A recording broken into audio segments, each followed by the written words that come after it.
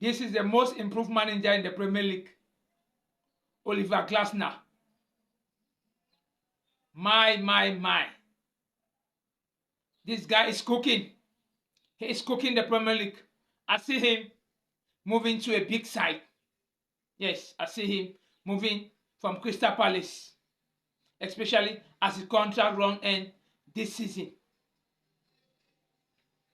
Beating the likes of Manchester City for their first domestic League Cup.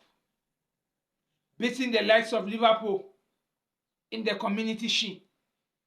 Beating Liverpool again in the Premier League. When this guy arrived, Crystal Palace was 15 on the log table with 11 losses in 16 games. But right now, they are flying. Guess what? Crystal Palace last tasted defeat in competitive game on April 11. This is 18 games unbeaten for Crystal Palace. This is the next big thing to come out of the Premier League. Oliver Glasner.